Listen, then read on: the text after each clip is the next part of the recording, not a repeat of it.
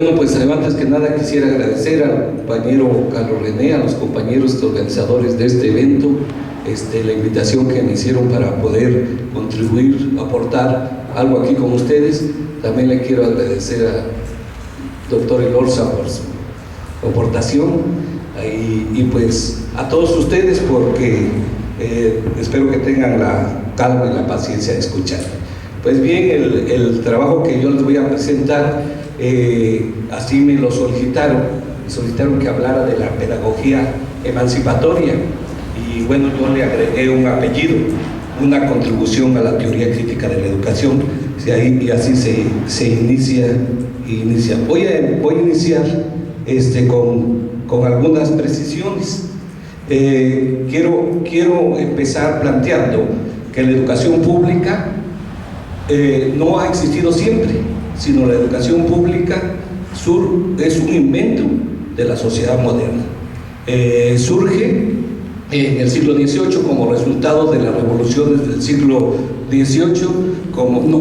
Quiero dejar claro con esto que la educación pública no es una concepción, es una demanda popular de las revoluciones del siglo XVIII. Esto que, como ya comentó el doctor Elorza, antes era un privilegio solo de las clases dominantes, era un privilegio de la aristocracia. Entonces, la lucha revolucionaria convierte a la educación en un derecho de todos los ciudadanos. Por eso es irrestricto el derecho a la educación pública, porque no es una concesión, no es que el Estado nos esté dando la educación, sino es que la educación pública se obtuvo a través de una lucha, en la cual, por supuesto, como todas las luchas revolucionarias, dieron la vida muchos hombres y mujeres. Sin embargo, ¿por qué se peleaba por la educación? Se peleaba por la educación porque la educación era considerada como un bien. Cuando algo es considerado como un bien, todos lo queremos tener. Entonces se planteaba: la educación tiene que ser para todos. Entonces la educación es un bien, se lucha por ella, se obtiene, y finalmente no es una concesión, sino el resultado de una lucha. La educación entonces era considerada como un bien. Pero de pronto, ¿qué sucede hoy? El día de hoy de pronto decimos: hoy no hay clases, y nuestros alumnos avientan los cuadernos y gritan, se ponen felices porque no va a haber clases. ¿Qué pasó? ¿Qué pasó con esto que era un bien? Ahora ya no es tan apreciado, ya deja de ser un bien. Bueno, en el momento en que la educación se convierte en un derecho de todos los ciudadanos, la educación pasa a ser responsabilidad del Estado. De pronto el Estado tiene la obligación de ofrecer educación pública a todos los ciudadanos. Por supuesto que esto también es uno de los mitos, así como se hablaba hace rato del mito de la evaluación y del mito de la medición del aprendizaje. También esto es uno de los mitos, porque nunca se ha dado educación a todos los ciudadanos, ni en los países más avanzados. Y de pronto nos hablan con que ya hay cobertura se ha cubierto toda la demanda educativa. Eso es totalmente falso. Bien, la masificación de la educación obliga al Estado a la construcción de un proyecto educativo. La construcción de un proyecto educativo significa: ¿cómo voy a formar a los hombres? ¿Qué tipo de hombres voy a formar? En este momento, en el siglo XVIII, estaba surgiendo la pedagogía. O sea, no había una ciencia suficiente fundamentada. El corpus teórico de la pedagogía no era suficiente para poder construir un proyecto suficientemente racional. La incipiente pedagogía no cuenta con los elementos, por lo tanto la pedagogía se ve obligada a ser subsidiada. O sea, la primera propuesta educativa es subsidiada por otras ciencias, como la psicología experimental, como la incipiente sociología. También recupera elementos de la filosofía, que ya era una ciencia de muchos años, de las matemáticas, que también era una ciencia de muchos años, de la biología. Pero prácticamente la pedagogía se estaba construyendo, y esa pedagogía que se estaba construyendo tiene que enfrentar un problema, que es el problema de la masificación de la educación. Entonces, en este contexto es en el que surge la escuela moderna. Por lo tanto, la escuela moderna surge con muchos problemas, y muchos de esos problemas con los que surge la escuela moderna aún no han sido resueltos. No han sido resueltos incluso dentro del marco institucional. ¿Cuáles son los principales problemas que trae consigo la masificación de la educación? La masificación de la educación trae el problema de la formación de profesores, es decir, ¿quién va a enseñar? Y ahí se plantea cuál es la formación que debe de tener el profesor. ¿Debe ser teórica o debe ser práctica? Y es un debate que todavía está sobre la mesa. Por supuesto que tiene que ser teórica y que tiene que ser práctica. Y coincido con el doctor Elorza cuando plantea que la teoría es la explicación racional de un aspecto de la realidad. Por lo tanto, la teoría no está divorciada de la realidad. Cuando se plantea una teoría distinta a la realidad, eso no es teoría, eso es metafísica. Es decir, estamos hablando de algo que no existe. La teoría es la explicación racional de la realidad, por lo tanto, tiene que ser pertinente a la realidad, tiene que estar representando a la realidad. Y entonces, por lo tanto, se plantea el problema: ¿quién va a enseñar? Con la masificación de la educación, por supuesto que cuando el Estado se hace responsable de la educación no tenía maestros. Y entonces decía, bueno, pues ¿cómo formamos a los maestros? Entonces se plantea el problema de la formación de docentes. Y es un problema vigente. Hace rato lo mencionaba Javier, decía, bueno, no se ha trabajado suficientemente con la formación de los docentes. También se plantea el siguiente problema: ¿qué se va a enseñar? Que corresponda con el tipo de hombre. Y ahí surge el currículum. Por supuesto que no surge como concepto de currículum, sino surge como un conjunto de contenidos que se tendrían que trabajar. Y estos contenidos, por supuesto, son contenidos muy dogmáticos, puesto que son contenidos enciclopédicos, porque en este marco es en el que está surgiendo la escuela. Y entonces, en ese sentido de los contenidos enciclopédicos, se está priorizando desde un principio la memorización al saber, se está priorizando desde un principio la transmisión de conocimientos a la reflexión y la crítica. En estas condiciones surge la escuela. ¿Cómo se va a enseñar? Es otro de los problemas. El problema de la didáctica. ¿Cómo se va a enseñar? Hace muchos años en las escuelas normales se enseñaba didáctica. Hoy se dice intervención educativa o intervención pedagógica. Bueno, se trata de este conjunto de herramientas que por supuesto deben estar sustentadas en las teorías del aprendizaje y en las teorías de la enseñanza, que deben de llevar a dar los elementos para que el aprendizaje corresponda con la lógica, o sea, las actividades que se propongan de aprendizaje correspondan con la lógica con la que el alumno va a aprender, o con la lógica que el alumno aprende. Uno de los grandes problemas de la educación, de la didáctica, es que la lógica con la que los maestros enseñamos no corresponde a la lógica en la que los alumnos aprenden. Afortunadamente este asunto ya está suficientemente trabajado con las teorías psicogenéticas. ¿Dónde se va a enseñar? Es otro de los problemas de la pedagogía que tampoco puede resolver. Entonces no tenían ni los recursos ni tenían la claridad de cómo debieran ser los espacios que necesitaban para la creación de esta escuela. Y entonces empiezan a ocupar los monasterios, de tal forma que las primeras escuelas, y todavía siguen siendo ahí, son muy carecidas a las cárceles, hasta la distribución, aula, de entrada, y siempre hay alguien cuidando la puerta. Es muy parecido a las prisiones. Yo nunca he visitado una, pero así dicen que son. Entonces es muy parecido. Hay una idea que trabaja Foucault, que la idea de vigilar, castigar. O sea, el planteamiento inicial de la escuela era de que se iban a llevar a muchas personas y que tendrían que estar vigiladas, porque la escuela surge, ese planteamiento de la educación para la libertad es traicionada. La escuela surge como una herramienta coercitiva de la libertad del niño.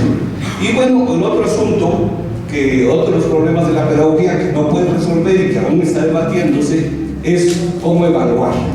Que se habla de una evaluación objetiva. La evaluación objetiva nosotros sabemos que no existe, ni la medición puede existir, no se puede medir, los conocimientos no son susceptibles de ser medidos. Pero también eso se confunde con la acreditación. Bueno, estos son algunos de los problemas con los que surge la escuela, y a mí me parece que esta problemática del siglo XVIII es una problemática que aún continúa vigente y que por supuesto se tiene que estar revisando. Los problemas de aquí concluyo que los problemas que enfrenta la educación rebasan tanto la capacidad del Estado como las posibilidades que tiene el cuerpo teórico de la pedagogía, que no resuelve de manera general, generando un proyecto educativo con serias limitaciones. Y así, los problemas: ¿quién va a enseñar? ¿Qué va a enseñar? ¿Cómo se va a enseñar? ¿Dónde se va a enseñar?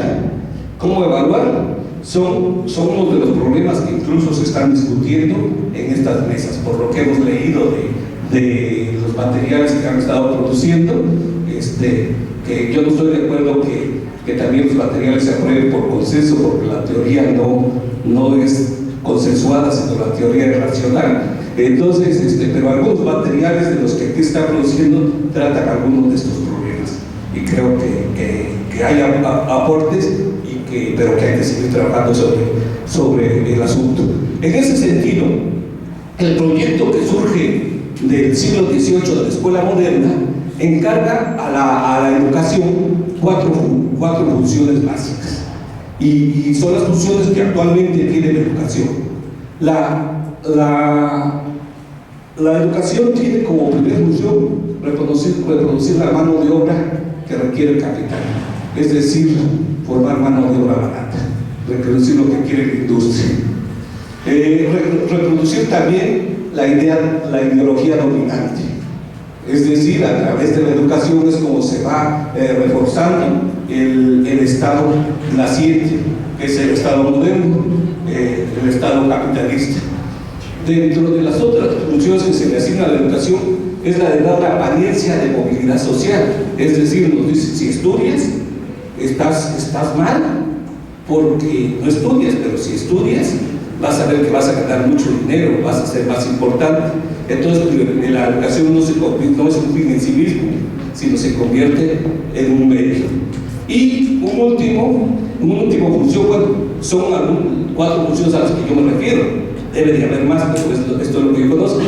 Una cuarta función es contener el ejército industrial de reserva, es decir, justificar el desempleo. Te dicen: tú no trabajas porque no tienes estudios, no hay empleo para ti porque no tienes estudios. De tal forma que primero, para poder ingresar a un empleo, nos pedían secundaria, después preparatoria, luego nos pidieron bachillerato, luego licenciatura, ahora nos piden maestría, como en el caso de algunas plazas del tiempo, y seguramente pronto nos pedirán doctorado, ya están pidiendo doctorado, y ustedes deben de saber que hay estudios postdoctorales, de tal forma que hay algunos estudiantes que salen de la escuela y ya se van a la tumba, jamás trabajar. Pero de alguna manera lo justifica esto de decir: no tienes estudios, por eso es que no encuentras trabajo, o no tienes estudios, por eso es que no encuentras trabajo. Estas son algunas de las funciones, a mí me parece que son las más importantes que cubre la educación, y específicamente la escuela moderna, dentro de la sociedad capitalista. Sin embargo, el proyecto de la modernidad no buscaba eso. El proyecto de la modernidad, que surge de la revolución del siglo XVIII, plantea los principios que son libertad, igualdad, fraternidad. Por eso se habla de que el proyecto de la ilustración, el proyecto de la modernidad, ha sido traicionado. Sabemos que en este momento se plantea un debate entre modernistas y posmodernistas. Los modernistas dicen que todavía tiene vigencia el proyecto de la ilustración. Yo me incluiría dentro de este proyecto, decir que los principios de libertad, igualdad y fraternidad todavía tienen vigencia. Pero algunos dicen que no, que ese proyecto ya está rebasado y por lo tanto se tiene que plantear un nuevo proyecto. Y el nuevo proyecto que se plantea es el de la posmodernidad. También es un planteamiento de la sociedad moderna la razón sobre el dogma. O sea, plantear la razón sobre el dogma es que todo se puede explicar a través de la razón y todo se puede resolver a través de la razón. Sin embargo, principiamos el siglo XX, 1914, 1918, la Primera Guerra Mundial, 1939, 1945, Segunda Guerra Mundial, con la bomba atómica de Hiroshima, ¿no? ¿Y dónde quedó la razón? O sea, se habla de una traición a la razón. O sea, quiere decir que la razón no sirve para dirimir los problemas. O sea, la razón como ha sido planteada desde la lógica de las teorías. Entonces aquí por eso se habla de la razón traicionada. Y entonces la modernidad es cuestionada, pero las más cuestionadas son las ciencias sociales. ¿Por qué las ciencias sociales? Porque las ciencias sociales tendrían que estudiar los fenómenos sociales. La educación es un fenómeno social, las relaciones entre los sujetos son un fenómeno social, y hoy se requiere de la violencia, por eso la guerra de 1914 y 1918, por eso se requiere la violencia para dirimir los problemas. Por lo tanto, ¿dónde quedó la razón?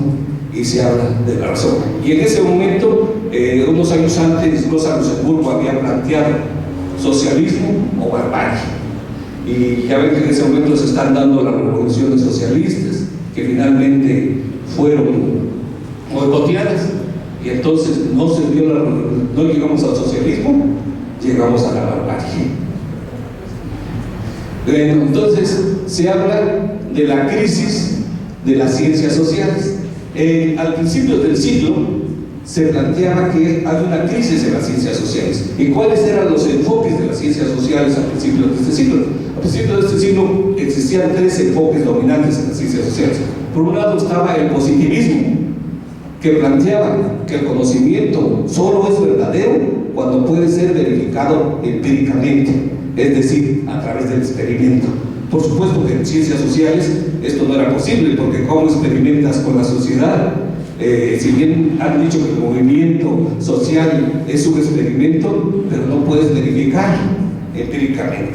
Entonces ese es uno de los problemas que tiene el positivismo, no nada más en las ciencias sociales, también en las ciencias naturales. Pero en las ciencias naturales habría más posibilidades. Sin embargo, ya empieza a haber serios problemas, porque hay contenidos que no pueden ser dirimidos desde la lógica del experimento. Por ejemplo, el asunto del átomo, pues el átomo es imposible observarlo, o sea, tener el referente empírico del átomo.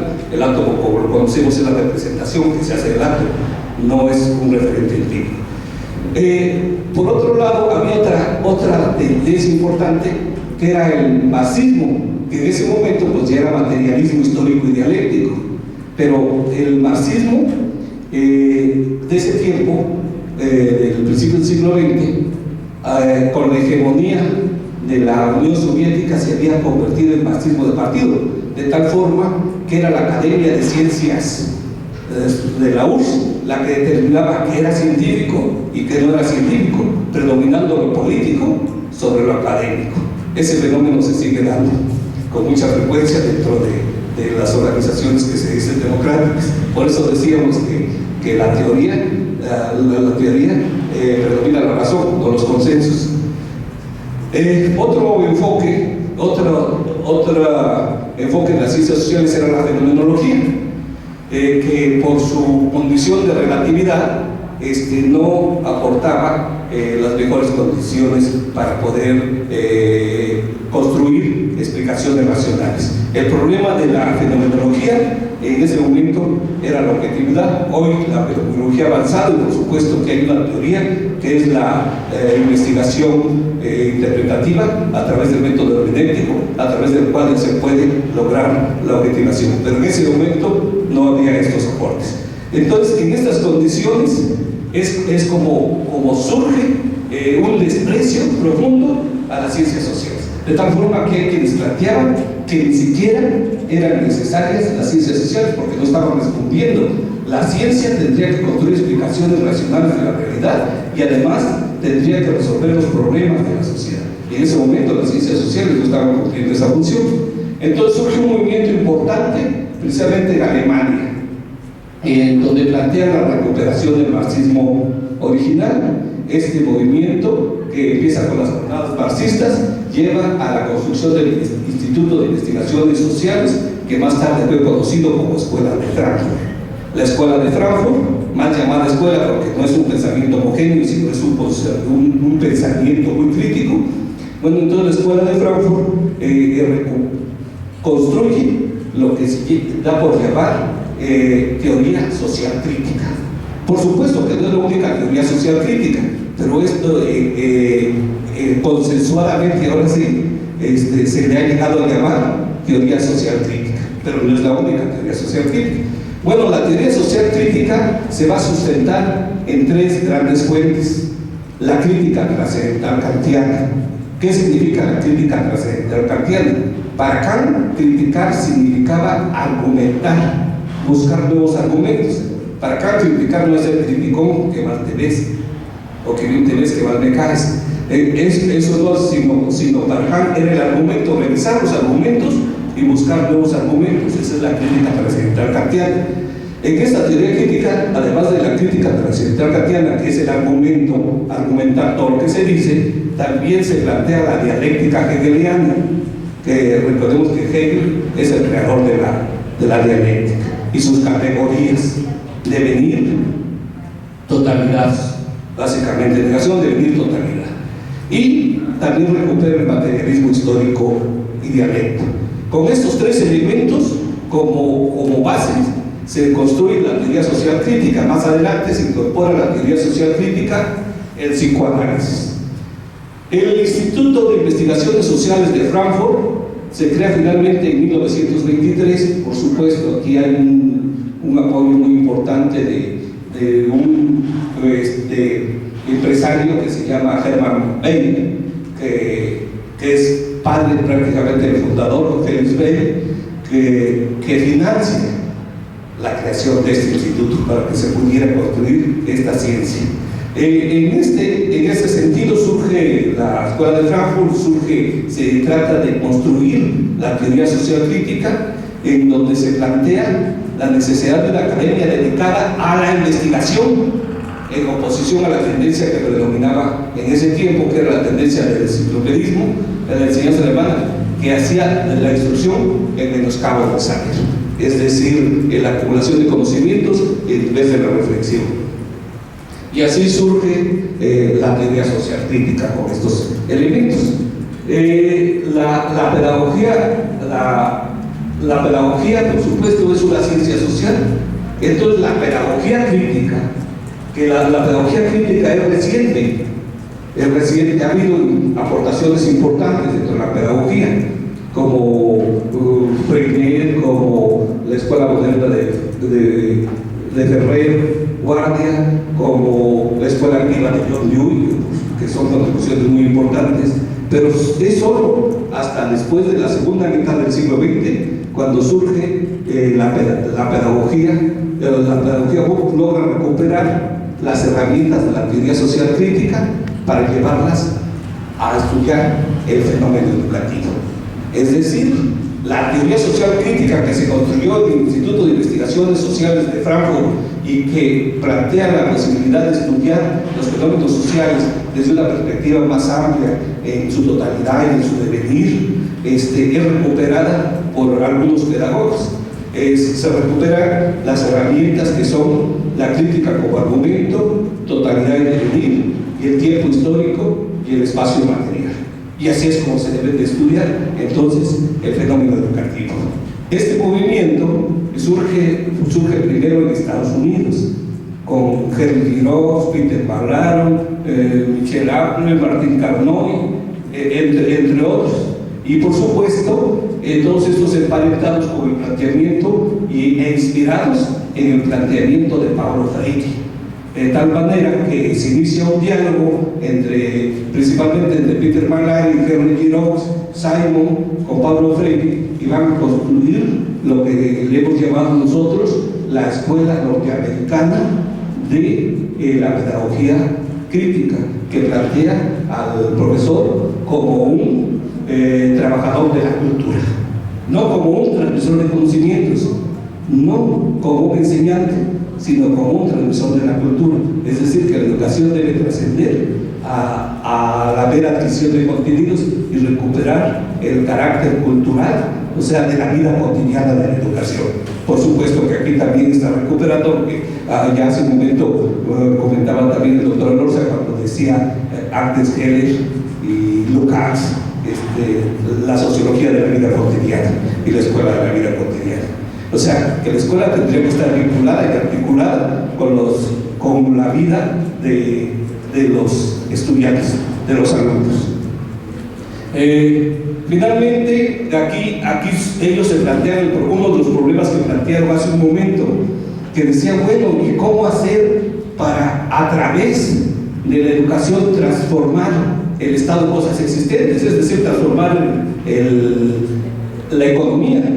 Y entonces de pronto aquí también me refiero a una vieja discusión, antes decían, bueno, primero cambiamos el sistema y luego cambiamos la educación, ¿no? Y así de pronto dijeron, en Cuba vamos a hacer la revolución, vamos a cambiar el sistema, y cambiamos el sistema y luego cambiaron la educación. Y entonces yo he oído en alguna ocasión decir algunas expresiones, es que ya cambiamos la sociedad, ahora vamos a cambiar al hombre, como si fueran cosas separadas, ¿no?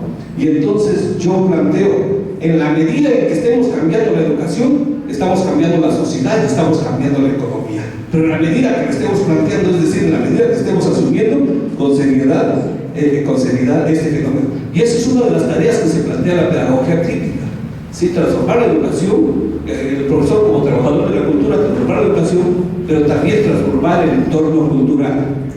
No es el problema del huevo o la gallina. ¿Qué vamos a hacer primero? Primero cambiamos el sistema y luego cambiamos la educación, o al revés. Sino se trata de que si queremos transformar el sistema, tenemos que empezar transformando la educación. Y en este proceso también estaremos transformando el propio sistema, porque si no, no estamos trascendiendo. Un conocimiento, para que pueda ser potente, para que trascienda, no es necesario que sea validado a través del consenso, a través de la votación. Un conocimiento, cuando es potente, trasciende aún en contra de sus opositores. Finalmente, el conocimiento trasciende por la fuerza de sus contenidos, por la fuerza de sus argumentos y por la racionalidad con la que se construye. Bien, entonces vamos a entender que esta corriente de la teoría social crítica es recuperada en Estados Unidos, como por algunos de los autores que ya he mencionado, Henry Giraud, Peter McLaren, Simon, Martín Cardoy, Apple, entre otros. Y entonces surge esta pedagogía del profesor como trabajador cultural. En España también surge un movimiento de la pedagogía crítica, que entonces ellos buscan que el profesor pueda participar. En España el movimiento tiene varias tendencias. Por un lado está el movimiento vasco, que recupera una educación autónoma.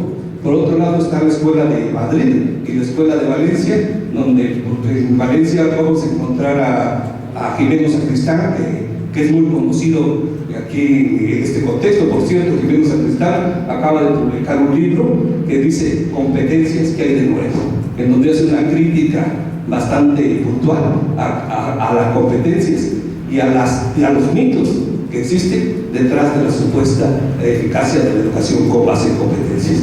Bueno, y entonces a partir de aquí se crea un movimiento que también se plantea una pedagogía emancipatoria, mientras en Reino Unido, pues, nosotros hemos agrupado Reino Unido también con el movimiento australiano que surge de la pedagogía, y en Reino Unido tenemos por supuesto, un movimiento muy importante que surge de antes, que es el movimiento de Nim, y también a Eliot y Hobbes, entre otros, que son los de la investigación-acción. O sea, la investigación-acción finalmente es otra de los enfoques de la pedagogía crítica. Y por último tenemos en América Latina. En América Latina ha surgido un movimiento muy importante en los últimos años. En Argentina, de Rosario, hay un centro que se llama Centro de Estudios de Pedagogía Crítica. En México, la UNAM también ha impulsado un movimiento importante de pedagogía crítica, entre los cuales destaca Hugo Boites, Marcela Solano, Alma Herrera, entre otros, ¿no? Y bueno, pues aquí en Oaxaca también ha habido intentos importantes de construir el Centro de Estudios de Pedagogía Crítica. Y entonces, ¿qué es lo que plantean? ¿Qué es lo que está planteando? Está planteando la pedagogía crítica, para que sea emancipatoria, plantea analizar el fenómeno social en su totalidad y en su devenir, y recuperar las herramientas de la teoría social crítica. Esas herramientas, insisto, de la pedagogía de la teoría social crítica son el argumento, la crítica trascendental del argumento, son la dialéctica que plantea que todos los fenómenos tienen una totalidad, están articulados con los otros fenómenos, no se puede realizar el fenómeno educativo fuera de la escuela.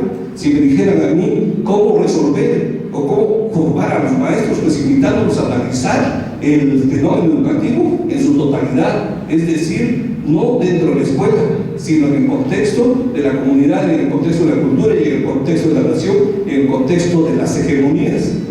Y bueno, otro elemento importante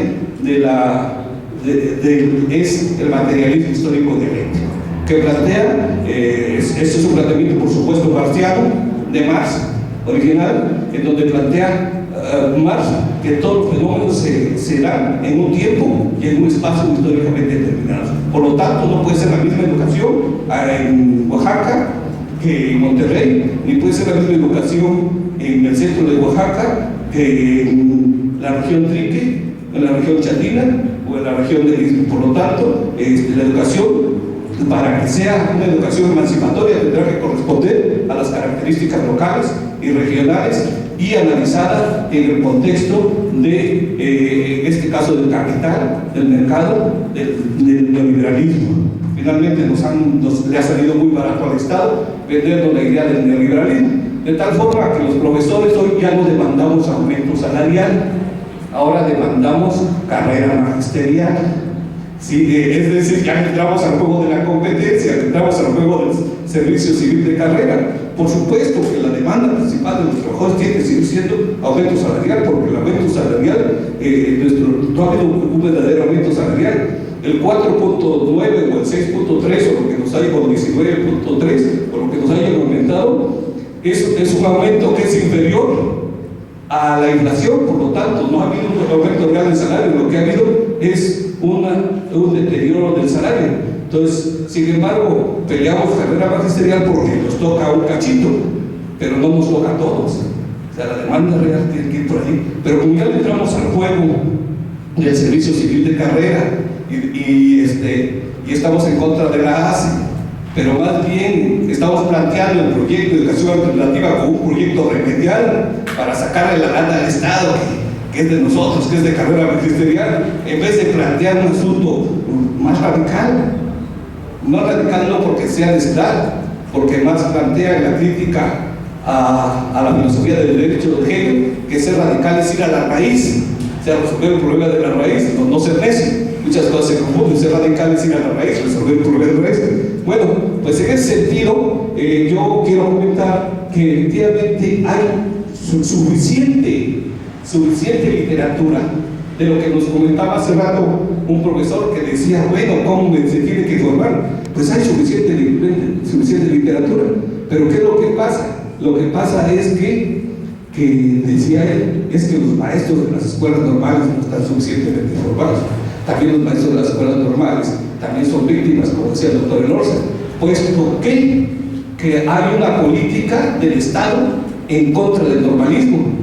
Y hay una política que está en contra de los formadores docentes. Nada más para mencionar un ejemplo, en el estado de Oaxaca existen 16 instituciones formadoras de docentes y el 17, me aclara el compañero acá del nivel, 17 instituciones formadoras de docentes, y de las 17 tienen el presupuesto que solo tiene una institución, el Tecnológico de Oaxaca. Sí, por supuesto que la autónoma tiene muchas veces más el presupuesto de lo que tienen todas las instituciones formadoras docentes. Por supuesto, esto tiene que ver con la política del Estado y el interés que tiene el Estado para la formación de maestros. Por supuesto que no hay maestros marxistas en las escuelas normales, ni se ha recuperado de manera importante la teoría crítica para la formación de maestros. Bueno, y quiero llevar esto porque seguramente esto es lo que a ustedes les interesa.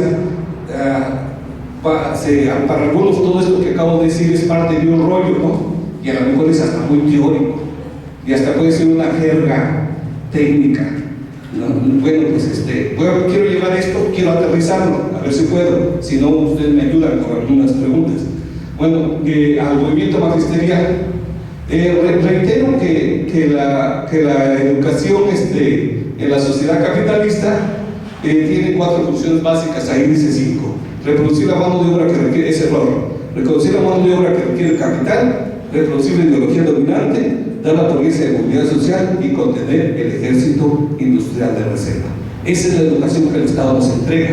Y por supuesto que ahora estamos en una predominancia del mercado, que es lo que plantea el neoliberalismo. Pues por supuesto que los nuevos programas y los enfoques en competencias tienen esa tendencia y no otra, ¿sí? Yo recuerdo que llegué a la Universidad Pedagógica después de un año sabático y ya estaban mis compañeros trabajando ahí con los programas de competencia, algunos muy contentos porque decían, ya estamos igual que en Francia, ya estamos igual que en Europa, porque en Europa los programas son de competencias. Y así es, ahí son competencias, nada más que ahí las competencias son para la formación de sujetos y aquí es para la formación de maquila, ¿sí? Ya lo dijo un presidente ignorante, bueno, no es el único, creo que es condición para ser presidente. Para ser presidente de la República y para ser secretario de Educación, es condición ser ignorante. Entonces decía, pues aunque sea que nos vayamos a Estados Unidos de jardineros, decía, o cuando le dijo a la señora que bueno que no sabía leer, porque si supiera leer, seguramente iba a poner muy triste, ¿sí? Y ya se iba a poner muy triste cuando se enterara lo que pasaba en el mundo. Bueno, entonces yo creo que finalmente recupero una idea. Creo que la verdadera educación debe de llevar a la felicidad, porque la verdadera educación hace al hombre productivo y libre, y a mí me parece que esa es la línea de la felicidad, ser productivo y ser libre. Pero en fin, entonces hoy la educación en México, con lo mismo que en los demás estados capitalistas, cumple estas cuatro funciones importantes. Y entonces, en ese marco de una educación con esas características, en ese marco, ¿qué es lo que nosotros podemos hacer? ¿Qué es lo que nosotros podemos hacer como un movimiento de educación alternativa? Y entonces, aquí lo que yo planteo, que la propuesta de educación alternativa debe estar basada en el conocimiento y la acción emancipadora, por lo que implica la participación creciente del magisterio. Decimos, ¿cómo hacer participar al magisterio? Tenemos que ir dando una participación creciente, o sea, de menos a más, porque de pronto se da de más a menos. Vamos todos los primeros días y ya después empezamos a ir menos, una participación, pero además debe de iniciarse, debe de plantear una práctica pedagógica. Y entonces yo aquí estoy planteando algunas aseveraciones, y les pido disculpas por plantear aseveraciones, porque generalmente se plantean suposiciones. Yo me voy a atrever a plantear aseveraciones para que ustedes la refuten y le echen muchas ganas a la refutación.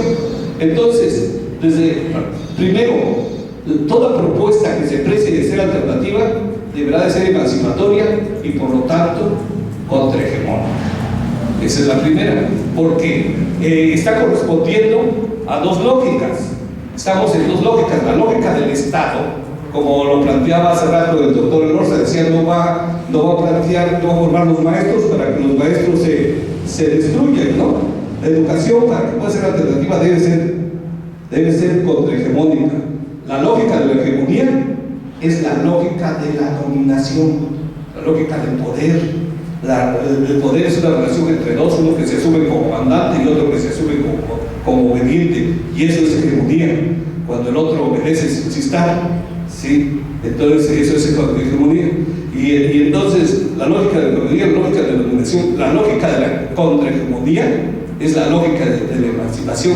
Si nosotros queremos construir una propuesta de educación alternativa, debe de corresponder a la lógica de la capacitación. A mí me parece absurdo de pronto cuando dice, estoy construyendo una propuesta de educación alternativa y la estoy fundamentando en la Ley General de Educación. Pues me parece absurdo, porque la ley del Estado burgués, del Estado capitalista, está construida precisamente para la unidad, para justificar la propiedad privada, para justificar la explotación, para meter a la cárcel a los rebeldes, para señalar a los que son diferentes a los demás, y entonces de esa lógica no se puede. Entonces, desde esa lógica, la lógica de la comunidad tiene que ser la lógica de la emancipación. Por lo tanto, el movimiento de educación alternativa tiene que ser contrahegemónico, ¿sí? Entonces, dejemos de lado dejemos de lado la ley general, dejemos de lado esto, pero aquí nos preocupamos más por el asunto de la negociación, para que no nos veamos tan mal, para que no digan que somos tan radicales. Por supuesto que la propuesta de educación alternativa es una propuesta radical, tiene que haber cambios de raíz. No se puede plantear una propuesta de educación alternativa si no se plantea la transformación de la escuela, como lo mencionaron hace rato. Y por supuesto que la transformación de la escuela implica también la transformación de los profesores, porque ¿quiénes la van a transformar? ¿Sí? ¿Qué transformamos primero la escuela o después los profesores? No, tenemos que en el momento en que nos estemos transformando los profesores, tenemos que estar transformando la escuela. Si los profesores decimos que nos hemos transformado, debemos estar transformando la escuela. Si decimos que nos hemos transformado y no ha habido cambios en la escuela, no ha pasado nada. No nos hemos transformado. Hemos cambiado el discurso, y solo una parte del discurso. Toda propuesta alterna se confronta necesariamente con la propuesta oficial, es decir, la niega. Es una operación dialéctica, pues. Es necesario destruir para construir. No es ni una ni otra, pero la nueva tiene que construir a los dos. La propuesta de educación alternativa debe de trascender al ámbito escolar. Cuando nos dicen que desde la escuela vamos a hacer pequeños cambios y poco a poquito vamos a ir transformando a los niñitos, que no nos enfrentemos con el Estado porque nos cierran las escuelas, eso que dice por ahí un pedagogo que les hace mucha gracia, sobre todo a las educadoras, porque habla así muy en diminutivo. Eso que dice, eso no es cierto. La propuesta de educación alternativa tiene que trascender al ámbito escolar, es decir, debe de incluir a la comunidad. Incluir a la comunidad es darle voz a la comunidad. La propuesta de educación alternativa debe de iniciar con un proceso de formación de profesores, lo que mencionaba hace rato. ¿Sí? El proceso, si no hemos podido construir una propuesta de educación alternativa, es precisamente porque está fallando el proceso de formación de profesores. Salen alienados de la escuela normal y muchos con muchos esfuerzos logran desalienarse y otros no, siguen reproduciendo el sistema. ¿Sí? La propuesta de educación alternativa debe iniciar con un proceso de formación de profesores. Las instituciones formadoras de docentes funcionan en la lógica del Estado, por lo tanto contribuyen a los procesos de dominación. Por eso es que no te enseñan los maestros ahí, ¿sí? Porque funcionan en la lógica del Estado. El movimiento magisterial oaxaqueño debe construir su propuesta de formación de profesores. Si queremos transformar verdaderamente la educación alternativa, debemos de pasar por transformar las instituciones formadoras de docentes. ¿Y cómo deben de ser las instituciones formadoras de docentes? Las instituciones formadoras de docentes deben de estar haciendo investigación, de estar generando con teoría pedagógica, ¿sí? De estar investigando la problemática y los fenómenos educativos que se dan en las comunidades y en las regiones, de tal forma que la normal de Tamazulapa, la de Putla, la de Bohuapa, la del Istmo, se convirtieran en orientadoras para dar solución a la problemática de las regiones. ¿Pero cómo? Deben de estar apoyadas por investigadores, deben estar haciendo investigación, pero no les gustan los investigadores. A la educación alternativa no le han gustado los investigadores, porque luego les van a dar línea. Cuando llegamos a los espacios de poder, vamos a llamarle así, decimos no, que no vengan de afuera porque nos van a dar línea, ¿sí? Van a venir los investigadores y nos van a volver sus charadas. Y finalmente puede pasar 3, 4, 5 años y no hacemos nada. A mí me sorprende mucho que en 28 años no se haya podido construir una propuesta de educación alterna. Y me sorprende mucho que en 4 años no se vayan aplicando encuestas y no se haya podido sistematizar una información de ese tipo. Y espero que esta propuesta, ese trabajo de las mesas, no quede en uno de tantos esfuerzos. Sí. Bueno, en ese sentido, a mí me parece que las instituciones formadoras de docentes tienen que construir, tienen que hacer investigación, generar conocimiento, generar teoría pedagógica, y el movimiento magisterial oaxaqueño debe construir su propia propuesta de formación de profesores. Es uno de los pilares. Así como la UNESCO plantea sus 4 pilares de la educación, el movimiento magisterial, uno de los pilares del movimiento magisterial tendría que ser la construcción de su propia propuesta de formación de profesores. Y ahí sí lo que preguntaba Arellanes, ¿cómo le hacemos para que los maestros transformen? Pues vamos a formar a los maestros, pero desde una perspectiva crítica. Y entonces, ¿dónde nos vamos a encontrar? Pues hay pedagogos críticos, pero críticos, pero si no, tendríamos que recuperar formas distintas a la forma tradicional. Tendríamos que formar círculos de estudios. A mí me parece que esos círculos de estudio, los foros, las competencias, la crítica, son elementos que han demostrado su eficacia y que están desapareciendo. Al final, una propuesta alterna deberá de plantear sus propios contenidos. Muchos de los contenidos que trabajamos están desfasados. Seguimos trabajando las leyes de Newton cuando sabemos que no son leyes. Seguimos enseñando que la ciencia se rige, la naturaleza se rige por leyes, cuando sabemos que nada más son regularidades las que existen y que cuando cambian las condiciones cambian las leyes. Entonces seguimos trabajando con un conocimientos que ya han sido desfasados, pero además conocimientos que son desfasados, conocimientos totalmente descontextuados, nada tiene que ver con nuestra cultura, nada tiene que ver con nuestra vida cotidiana. La propuesta alterna deberá plantear sus propios contenidos y estrategias de enseñanza. Sí, las estrategias de enseñanza que sean pertinentes a las características de los niños, del desarrollo de los niños, pero también a las características locales y regionales. Los currículos deberán ser abiertos, O sea, no existe un currículo abierto en todos los niveles. Y entonces trabajamos con currículos cerrados en donde predomina el saber, predomina la instrucción, el enciclopedismo, al saber, de tal forma que, como mencionaba el doctor Alonso hace un momento, también dice, nos preocupamos más por ganar el examen. Si soy maestro de sexto año y gano el concurso, soy de los mejores maestros, cuando soy el que más enajeno. Si la escuela que tiene, que me obliga a los niños a memorizar, que el jardín de niños que los enseña a leer y a escribir sin que los niños deban de aprender a leer y escribir porque no corresponden a las características, son los mejores jardines. Y ahí van los padres de familia porque hemos generado esa idea, y también los maestros queremos estar ahí para que seamos etiquetados como buenos profesores. Entonces no va por ahí el asunto. Los currículos deberán ser abiertos, las prácticas de las profesoras tendrán que ser verdaderamente democráticas. Si vamos a enseñar lo que es democracia, tenemos que tener prácticas democráticas. No se trata de aprender los discursos, es decir, que la democracia es la forma de organización, de toma de decisiones en las cuales participan todos los involucrados, sino se trata de que nosotros tomemos decisiones con todos los involucrados. Por supuesto que eso no nos va a gustar a muchos profesores, ni a muchos directores, ni a muchos supervisores, porque el que los demás participen en la toma de decisiones nos puede afectar. Pero esa es parte del proceso de una verdadera educación alternativa. Tenemos que ir transformando los espacios. Las prácticas de los profesores entonces deberán ser verdaderamente democráticas, es decir, deberán incluir la participación de los estudiantes, de los padres de familia, de la comunidad. No deberá de estar separada de la comunidad, sino será parte de la misma, es decir, contribuirá al enriquecimiento de su cultura, las tradiciones, forma de gobierno, producción, salud.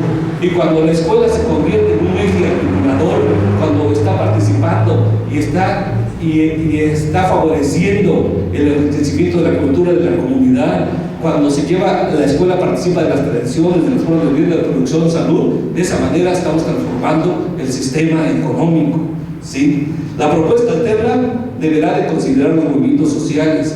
El movimiento magisterial no se puede desarrollar separado del movimiento social, ¿sí? No podemos estar cuestionando lo que hacen otros. ¿sí? Y nada más pensar que lo que nosotros hacemos es lo verdaderamente democrático y que nosotros, como somos la punta de lanza, la vanguardia, somos los que sabemos lo que tenemos que hacer. En el 2006, la sociedad nos rebasó, la comunidad nos rebasó, nos demostró que va más adelante de nosotros. Entonces, la propuesta alterna debe considerar los movimientos sociales. El movimiento congestorial no puede estar separado del movimiento social. Tenemos que desarrollar en los estudiantes la necesidad de producir, de luchar, la solidaridad y la esperanza. Es la esperanza lo que nos hace felices, ¿sí? Es la esperanza lo que nos hace felices. La posibilidad de construir un mundo diferente. Sí, quien renuncia a la esperanza es que cuando nos dice las cosas ya están mal, ya no se pueden componer, mejor ahí la dejamos o hacemos un poquito. La propuesta de educación alternativa debe estar basada en el conocimiento y la acción emancipadora, por lo que implica la participación creciente con usted, es decir, iniciar una praxis pedagógica. Y por último, concluyo, ¿qué es una praxis pedagógica? Alguien en una ocasión decía, la praxis es la práctica. Efectivamente, la praxis es la práctica, pero no cualquier práctica, sino la práctica sustentada en la teoría. Y a mí, yo quiero recuperar lo que decía Ramiro hace rato, acerca de los tecnicismos. ¿Sí? Cuando nosotros, cuando las cosas se pueden decir, hay una palabra para nombrarlo, y la palabra expresa correctamente lo que es, pues no hay necesidad de buscar otra palabra. Hay que llamar a las cosas por su nombre, ¿sí? Y al gato hay que llamarlo gato, y al reaccionario, y al traidor, y al conservador, hay que llamarle reaccionario, traidor, conservador. Y espero que estas mesas no haya nada de eso, sino más bien hay sujetos críticos, pensantes, libertarios, ¿sí? Entonces a las cosas hay que llamarle por su nombre, y porque cuando se inventa un nombre para llamar una cosa para quedar bien o para parecer más importante, eso es lo mismo. Pues yo con esto concluyo, compañeros, espero no haberlos cansado demasiado. Si hay preguntas o comentarios, yo se los voy a agradecer, y les agradezco también que me hayan dado la oportunidad de participar y que me hayan escuchado. Muchas gracias.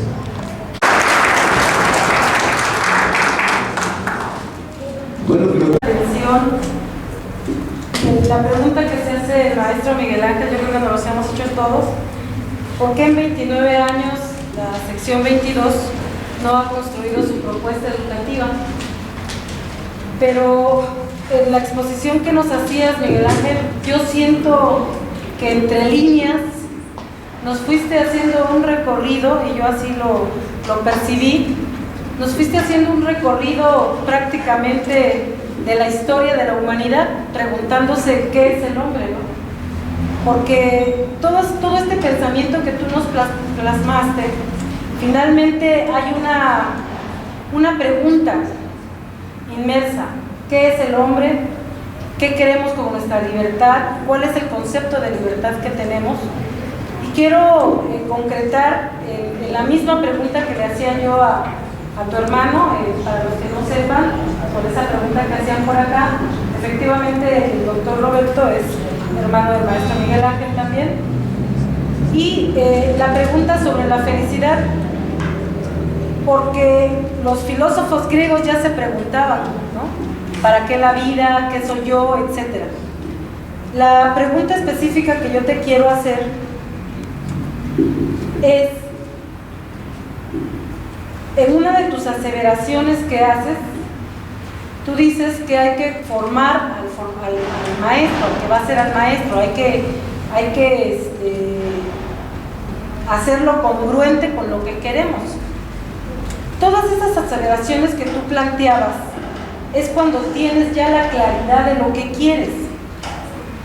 Que la propuesta educativa sea esto, que la propuesta educativa contenga esto, y una serie de aceleraciones que a mí me hacen reflexionar, y te lo pregunto: ¿cuándo la sección 22 ha plasmado esas aseveraciones? Recurrir al artículo de la ley estatal para ver qué es la educación es garrafal, pero la sección 22 o como movimiento no hemos tenido todavía, no hemos arribado a ese planteamiento de aseveraciones. Si la propuesta educativa va en el sentido de que las nuevas generaciones de formadores, de docentes, sean los que se transformen para transformar a las nuevas generaciones, ¿qué pasaría con todo el grueso de los que ya somos maestros?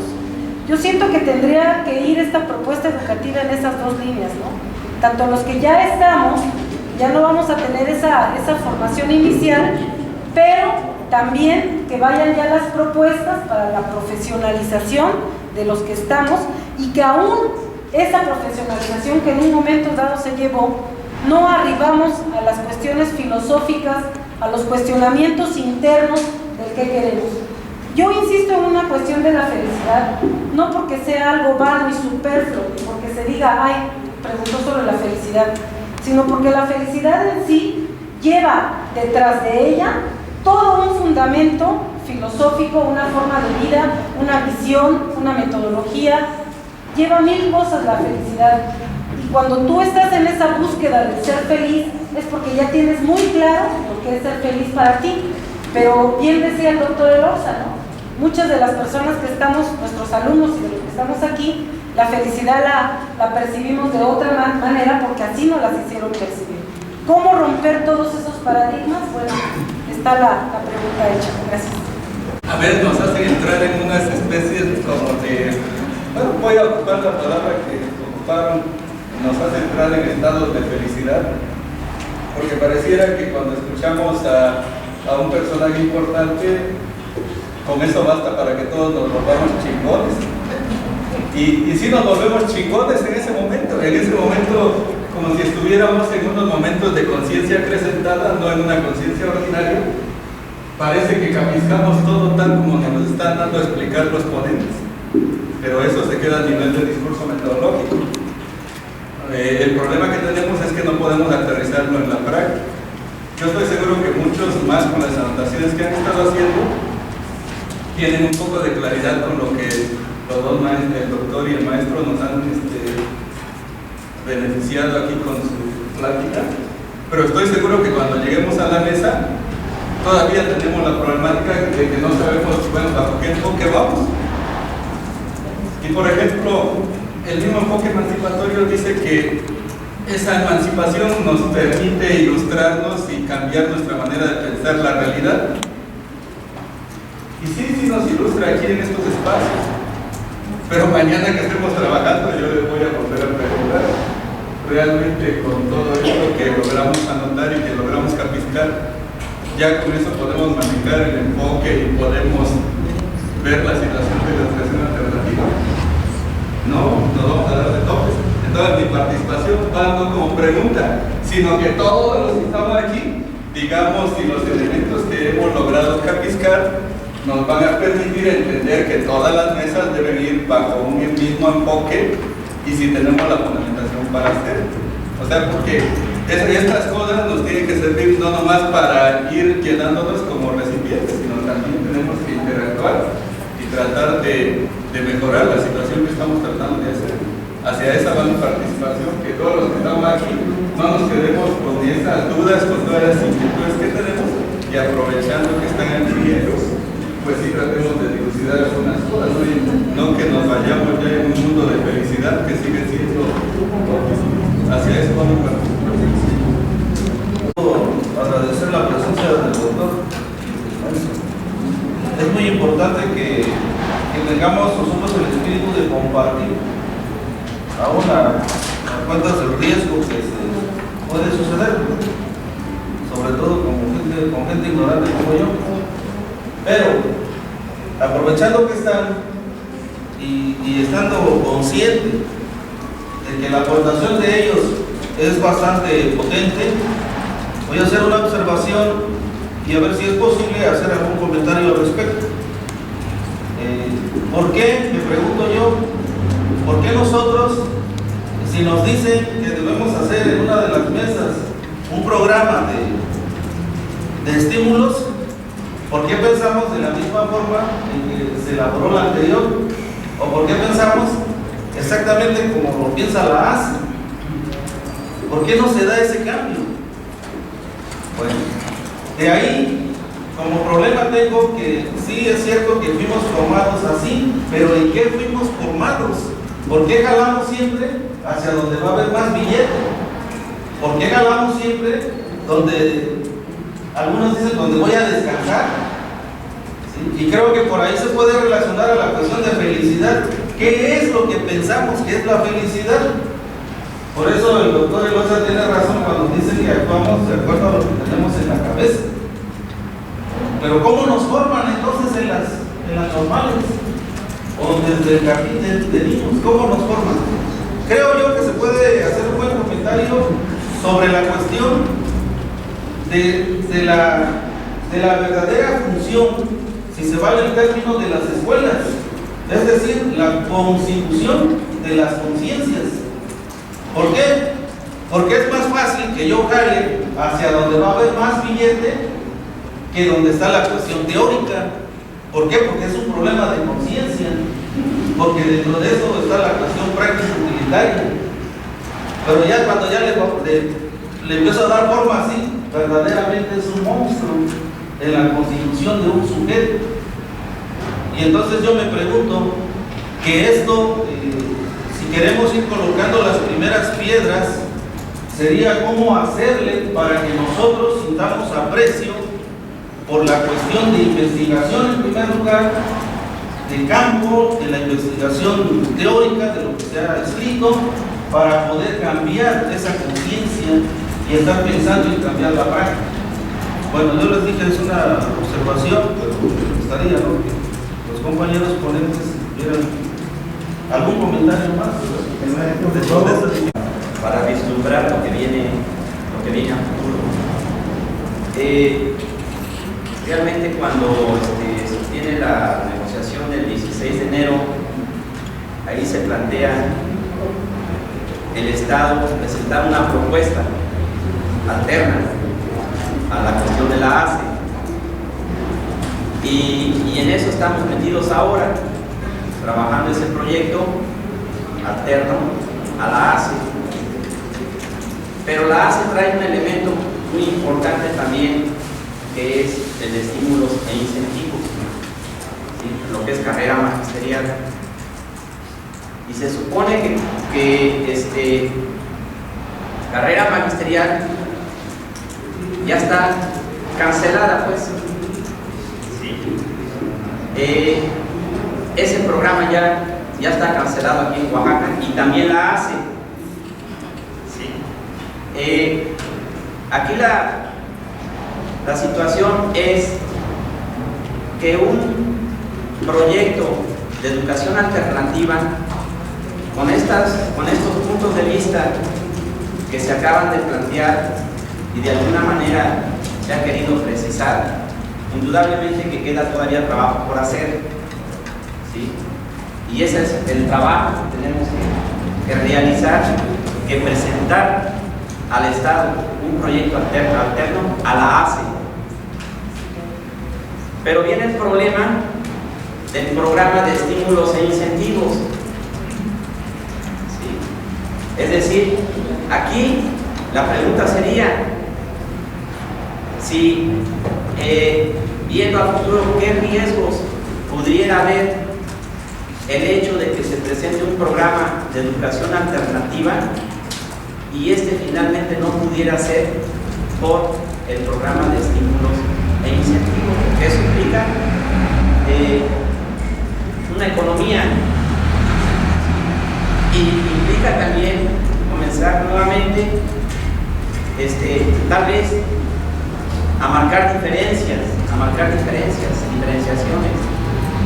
Entonces, un poco para futuro, para que no pudiéramos caer en privilegiar el asunto de este programa de estímulos e incentivos y irnos por el camino correcto, que es el proyecto de educación alternativa. Esa sería la pregunta. Voy a comentar los asuntos particulares. Una es en relación a cuando se verá en relación al conocimiento potente. Cuando es el conocimiento potente no necesariamente tiene que ser avalado ni necesariamente necesariamente tiene que ser votado para que pueda trascender, se consigue de manera inmediata. Sin embargo, cuando propone de que hay una gran necesidad de discutir la realidad histórica y presente del movimiento y además de un proyecto educativo a nivel colectivo, me parece que más adelante también lo dijo, es un poquito para ir haciendo las apreciaciones de que el conocimiento potente en este ámbito, en esta realidad, definitivamente tiene que construirse a partir del colectivo. Entonces necesariamente tiene que ser, sí, avalado por el colectivo, por el gremio en este caso, para que pueda ser potente y pueda ser parte constitutiva de una praxis. La otra cuestión que yo quería plantear es que a partir de cómo empieza a explicar el devenir histórico del enfoque emancipatorio, a partir de las condiciones en que se crea y que se construye y que se reconstruye, tengo la impresión, si no es mucha la presunción, de que de entrada hay un choque tremendo en la forma y en el planteamiento de la estructura del proyecto educativo que en estos momentos se están discutiendo en las mesas. Parece que eso lo hemos venido comentando. A lo mejor no hemos entrado en el análisis profundo de poder discutir este enfoque a la luz de la estructura que nos hemos venido planteando. Y parece ser que lo que resalta mucho es la parte que comenta el maestro, la parte del programa de los incentivos. Pues. Entonces yo coincido en esta parte cuando dice que sí es necesario la formación profesional, y no la formación profesional nada más desde las normales, porque pues, además hay una educación inicial, ¿no? que es la normal. Sin embargo, hay una profesionalización en términos de actualización, y en este caso, bien lo ha dicho, sería en términos de investigación. Sin embargo, a partir de lo que plantea usted, a partir del recorrido que hace, y además yo creo que en ese enfoque, pues sí es cierto, el marco legal sale sobrando, porque es un planteamiento de raíz. Sin embargo, choca y seguirá chocando, porque el planteamiento que se está planteando es la estructura. Entonces ahí parece que en el asunto del enfoque emancipatorio pues hay mucho más que discutir. Si nosotros necesitamos estas estructuras, y si las necesitáramos, ¿cómo podría ser o cuáles serían las raíces más finas que pudieran dar sustento a esta estructura, a este planteamiento de estructura? Esa sería concretamente mi pregunta a partir de lo que plantea en relación al enfoque emancipatorio. Gracias. Los trabajos que hicieron las mesas la año pasado, parece que las mesas que habíamos trabajado, cada quien trabajó en un enfoque, bueno, se entendió así como que se había trabajado en un enfoque diferente, por lo que no sé, o sea, unos estaban trabajando como por ejemplo de evaluación, que él está proponiendo los instrumentos de evaluación de los 11 niveles y, o sea, todo un sistema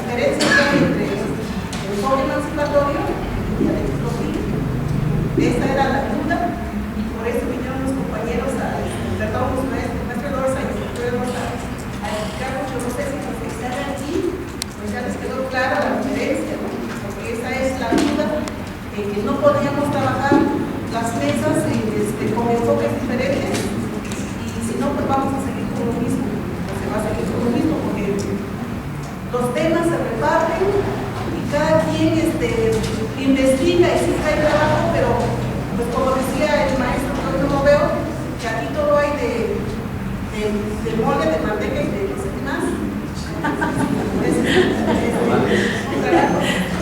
Pero se entiende.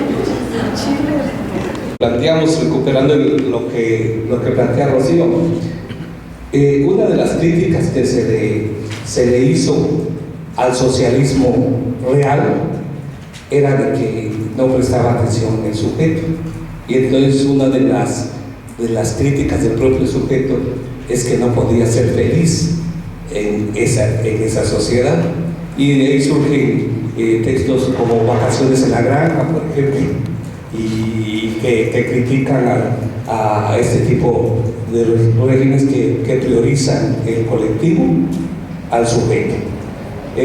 Por supuesto que no era lo que planteaba el marxismo, ni era lo que planteaba el socialismo, sino así se aplicó. La teoría social crítica, cuando plantea, recupera la crítica trascendental kantiana, recupera la dialéctica y recupera el materialismo histórico, no había pensado todavía en este concepto del sujeto, que ya se había trabajado desde el marxismo, lo había trabajado Lukács en Historia y Conciencia de Clase, y lo trabaja más adelante Agnes Heller en Sociología de la Vida Cotidiana y en la Teoría de las Necesidades, y en otras obras. Pero cuando la teoría social crítica recupera el psicoanálisis, entonces pone énfasis en el sujeto. Y entonces hay textos hermosísimos que explican, hermosísimos no solo por el lenguaje que usan, sino también por la riqueza de contenidos, que explican y que abarcan este asunto de la felicidad. Dentro de esos textos está Erich Fromm, por ejemplo, El arte de amar de Erich Fromm, Tener o ser de Erich Fromm, El miedo a la libertad de Erich Fromm, Psicoanálisis de la sociedad contemporánea, etc. Y bueno, lo que está planteando, lo que plantea Erich Fromm, que también lo plantea Marcuse en El hombre unidimensional, es que plantea que vivimos en una sociedad enferma que cosifica a los sujetos. Los sujetos cosificados no pueden ser felices porque siempre van a estar deseando, o los sujetos en competencia, compitiendo, no van a ser felices porque siempre van a estar deseando más. Entonces ahí el planteamiento de la felicidad está ahí, en que el sujeto tenga lo que necesita y lo que puede tener. Y entonces ahí hay una recuperación importante. O sea, hablar de este tema, yo sí le pediría a Rocío que me invitara a dar una conferencia y hablamos de las teorías de las necesidades en Marx y del enfoque psicoanalítico de la felicidad, y lo trabajamos. Pero bueno, entonces Ernst Haeckel, por ejemplo, plantea de las necesidades humanas como el amor, como la socialización, como la objetividad, como la democracia, entre otras. A mí me parece que la satisfacción de las necesidades humanas es la que lleva a los sujetos a ser felices, no de las necesidades biológicas, porque esas son comer, dormir y reproducirse, son de todos los animales, son de todas las personas, pero las necesidades humanas son verdaderamente humanas, las que hacen al hombre verdaderamente humano. Yo puedo sintetizar esto que tú me dices en tres cuestiones. Un hombre puede ser feliz cuando es libre, cuando es productivo y cuando aún conserva la esperanza en esa vida.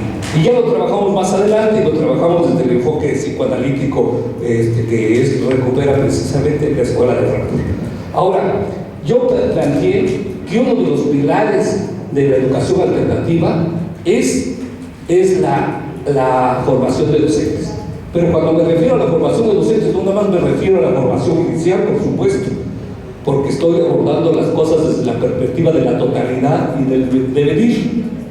La formación de docentes implica la formación inicial y la formación profesional, ¿sí? E implica también la capacitación, pero no en el sentido de la cualificación, que es lo que busca carrera del magisterial, la cualificación y la situación de competencia, sino la capacitación como la posibilidad que tiene el sujeto de incorporar los elementos necesarios para que pueda ser productivo y racional en su trabajo. O sea, capacitar a los profesores significa darle los elementos que puedan analizar la problemática y puedan dar respuestas oportunas y pertinentes al contexto que se desarrolla. En ese sentido lo plantea Henry George, y así recuperar esa idea. Por supuesto que también de esto, de formación de docentes,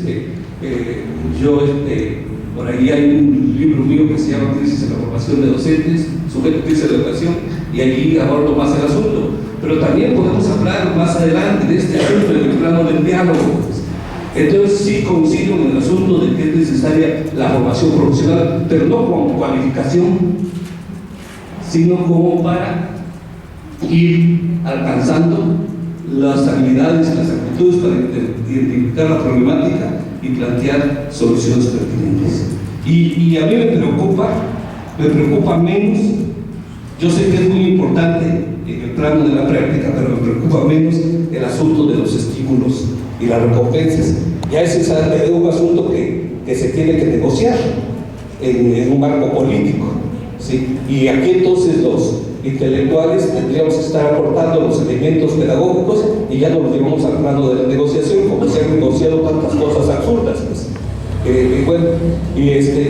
Hasta camionetas y hasta edificios y hasta automóviles Jetta y otras cosas, todo puentes, ¿no?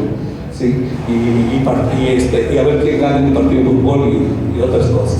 Pero bien, sobre el asunto de lo que comentaba el compañero Coca, me parece muy interesante porque efectivamente no tendría ningún sentido que esto fuera retórica y que yo pudiera ser un buen orador y que los convenciera a ustedes.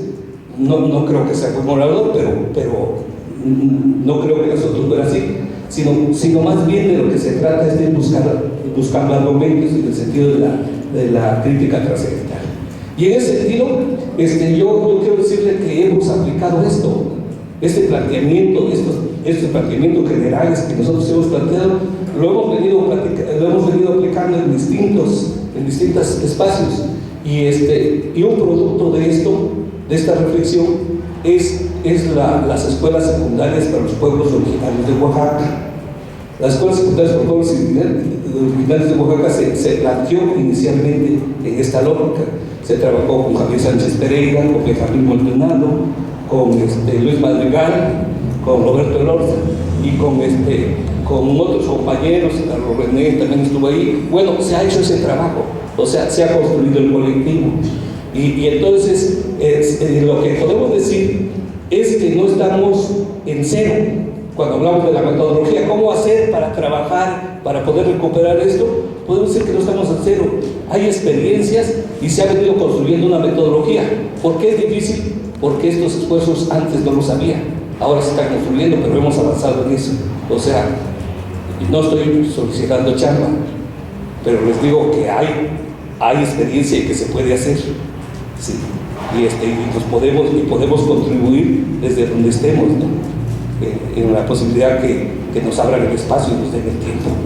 Bueno, ese es otro asunto que también se trata. Coincido con lo que dice Josías, pues, de que bueno, de pronto no priorizamos lo elemental y nos llevamos por tiempos. A mí de pronto alguien me decía, quiero para mañana una propuesta. Pues, no, es que una propuesta no se construye para mañana, ¿no? Se tiene que construir. Y así de pronto nos plantean tiempos. Y sin tener los elementos. Yo recuerdo que en una ocasión cuando nos planteé la propuesta de Oaxaca para formación de docentes. Nos llamó un funcionario del tiempo y nos dijo, planteen. Y cuando le dijimos, necesitamos todo esto para ponernos a trabajar, o sea, un mínimo de condiciones, pues, para trabajar. Entonces él dijo, no, pero es mucho. Pero era lo mínimo que se necesitaba. Yo creo que para construir también se necesitan un conjunto de condiciones que hay que irlas trabajando. Lo que me comenta la compañera de preescolar, yo creo que no hay gran diferencia entre lo que yo planteé y lo que ella dice, porque que aclaro, pues, cuando yo planteo el problema de formación de docentes, no nada más me refiero a la educación inicial, a la formación inicial, sino me refiero a la formación inicial y permanente que debe tener todo profesor. Si quiere ser profesional, tiene que tener formación permanente. En donde sí difiero es en el asunto de cómo estamos construyendo la estructura, porque allí en el planteamiento que se está haciendo de parte de las mesas hay problemas metodológicos graves que no nos van a poder resolver. Como por ejemplo, un problema metodológico es plantear una propuesta alterna de evaluación a un proyecto oficial, porque cada propuesta tiene su propia propuesta de evaluación, cada propuesta educativa tiene su propia propuesta de evaluación, cada propuesta laboral tiene su propia propuesta de educación. Yo me imagino que hay algunos teóricos se han de estar riendo, porque hay un error metodológico, pues. O sea, y eso tiene que ver por cómo concibimos, cómo estamos concibiendo el sistema. ¿Sí? ¿Cómo estamos concibiendo el sistema? El sistema finalmente es un todo que está integrado con un conjunto de partes que lo forman, pero las partes se encuentran subordinadas a las reglas del todo. Eso es un sistema y eso es una estructura, aun cuando hoy se habla de sistemas abiertos. Yo creo que cualquier persona que tenga un conocimiento mínimo de la actividad de sistemas se puede dar cuenta que hay una impertinencia en el planteamiento. Claro que lo podemos hacer, pero yo creo que para plantear una propuesta alterna de evaluación, primero tendríamos que plantear la propuesta alterna de educación y luego la propuesta alterna de evaluación. O sea, es un asunto de sistema. Consigo y reitero la idea que decía, de que cuando un conocimiento es potente, trasciende. Voy a poner solo dos ejemplos. Cuando Galileo Galilei dijo la Tierra se mueve, no lo pudo sustentar muy bien, por eso me quería cortar el cuello, pero finalmente todos llegamos a la idea de que la Tierra se movía. Cuando Copérnico dijo que no era la Tierra la que generaba, no era la Tierra el centro del universo, sino el Sol, no tenía la razón Copérnico, pero el planteamiento era más razonable. Copérnico no tuvo que consensar con nadie, ni Galileo, el conocimiento trascendió. Ahora, esto no quiero decir con esto de que el conocimiento se construya de manera individual. Por supuesto que el conocimiento se construye de manera colectiva y se construye precisamente en la crítica. Cuando a mí me hacen preguntas y me cuestionan lo que me están diciendo, me obligan a pensar más. Algunos se enojan, yo les agradezco que me cuestionen porque me obligan a pensar. Entonces, muchas cosas de las que me preguntan cuando voy a dar una plática no las sé, pero a partir de ahí me doy cuenta de mi ignorancia y me pongo a buscar y trato de responder estas cosas. No digo entonces que el conocimiento se construya de manera individual, sino se construye en el colectivo, pero a través del diálogo, a través del debate, a través de la crítica, pero sobre todo por argumentos. ¿Sí? Las decisiones en algunas ocasiones se toman por consenso, qué bueno que se tomen por consenso, pero la validez del conocimiento no es por consenso, sino es por argumentos. Cuando digo que un conocimiento es potente, estoy refiriendo a la lógica en la que ese conocimiento fue construido.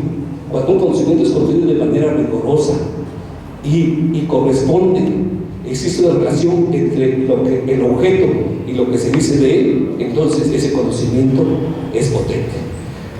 Bueno, con respecto a lo que dice Miguel Colín, de que bueno, que hay una condición política, podríamos decir ahí, que es el asunto de los estímulos y recompensas, pues para el asunto de la construcción de la propuesta. Pues sí, yo entiendo que hay esa condición política, pero yo también le reitero que no es lo que debe de priorizar en la construcción de una propuesta. Lo que tendría que priorizar la construcción de una propuesta alterna es que sea verdaderamente alterna, es que sea pertinente y que sea racional. Y ahora, pues, por supuesto que vuelvo a lo que plantea el compañero Boca. Por supuesto que en este momento, cuando salimos de aquí, no podemos llevarnos todos los elementos, pero yo creo que si continuamos este debate y trabajamos juntos, podemos seguir avanzando en la construcción de esos elementos para la construcción de una propuesta más pertinente y más racional y que redonde en beneficio de los compañeros, trabajadores de educación y de los usuarios que es el pueblo de Oaxaca. Gracias, compañeros. si le aplauden porque ya terminó, que de esa manera. Bueno, pues creo que la actividad de esta mañana, o de esta tarde mañana, ha sido bastante productiva. Hay muchas cosas que todavía, o a partir de esto se generan, pero pues de esto tenemos que darle un cauce, tenemos que continuar con los trabajos, y yo le agradezco al maestro Lorza, Miguel Ángel, al maestro Roberto, que nos hayan compartido esta mañana, este día, lo que aquí vinieron a comentar. Creo que es de mucha importancia, de mucho interés, y que a fin de cuentas, como parte de este movimiento, que también lo son, pues tienen la obligación de estar colaborando con nosotros, y pues les pediríamos que en el momento que se requiera, pues nos compartan nuevamente su experiencia, su trabajo, y sobre todo la visión que se tiene respecto a esto. Les agradecemos entonces a ambos y pues a todos nosotros por estar presentes en esta actividad que se requiere y es necesaria. Pues compañeros, despidámonos con un aplauso a los compañeros.